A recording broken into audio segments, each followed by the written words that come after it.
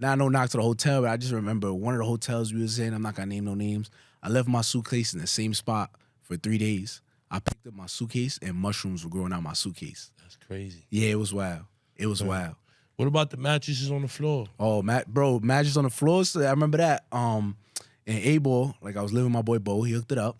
Then after that, he left, he got called up. The last month of the year, we making $500 every 2 weeks. Right. So it's 5 of us living in a 1-bedroom apartment. We got 1 bedroom with a blow-up bed. We was rotating who get the bedroom once a week. And then everybody else was sleeping in the living room floor, mattress on the floor. So like you face these dudes throwing 95, curveballs, all that. You got to get your knocks, and then you go home after a long day. Right. You go back to your bed on the floor, right next to your homie right there, and another dude right there. And if you're lucky, you got a bedroom. We all sharing the same bathroom, everything. Right. 5 dudes to a room is crazy, man. It's Right. wild. It's wild. This is crazy. So then, now we are growing into our own. But how important was it to have that family support? Bro, family support is everything, and I don't think I would have been able to make it without the family support.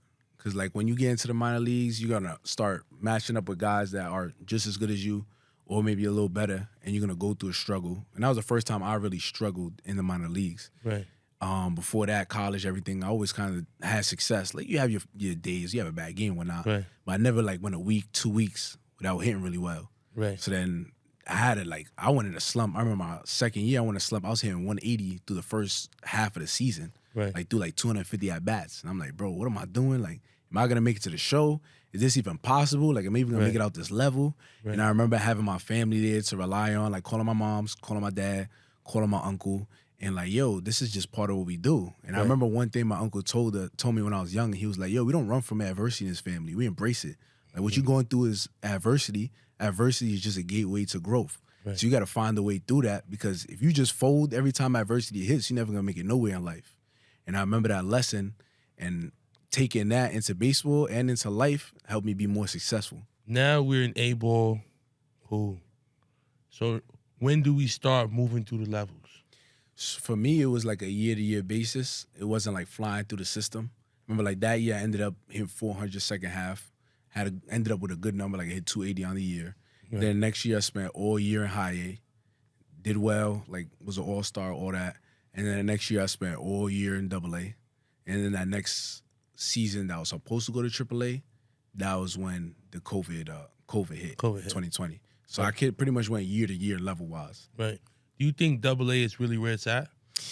I think double A is like or at least the way it used to be. Now it's more levels. It was like the first place that you really started to see some of the guys that are probably going to be in the show. Right. And you start seeing pitching on a hitter standpoint. You see pitching that can control their all speed better. It's like the first time you see it.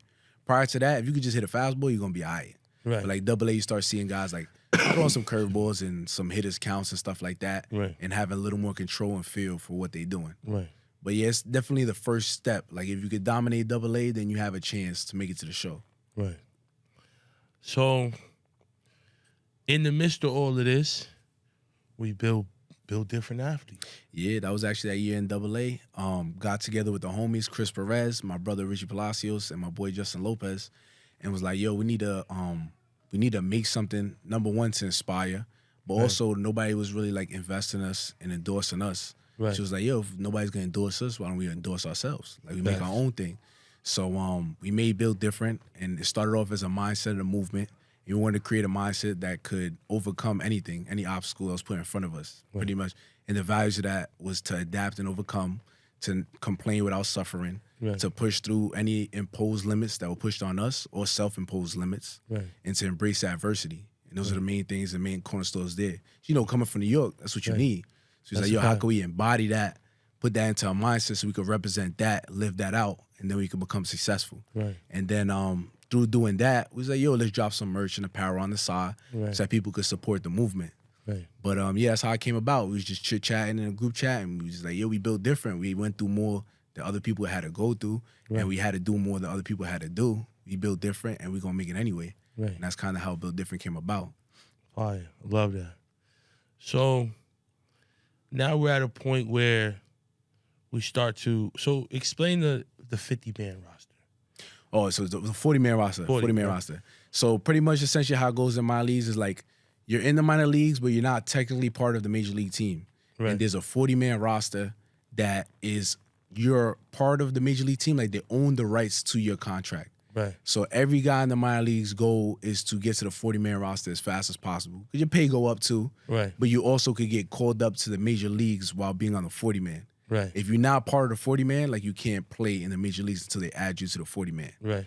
So you got Rule 5 and all that if you're not. But everybody wants to get on the 40-man because that's like the teams putting their ownership and rights on you. And it's like we see you as a potential major league if you're in the minor leagues. Right. That's a big deal. Right. So you've been able to spend, I think you were up like the last 2 months last year? No, 2 years ago was the Nats was the last 2 months, and then last year pretty much most of the year. Right. Started in AA, went to AAA, then back to the show for most of the year. Do you ever like wake up in the middle of the night, check your bank account? Nah, never. Yo, never. I try not to do that. And I got a good quote from my son, Johnny Tucker, hitting coordinator. I believe he's the assistant hitting coach right now at the Pirates. And my son was like, yo, don't count the money. Just keep putting it in the bag. Right. So he was like, a lot of dudes get called up, and they feel good. They count the money. They start counting their paychecks.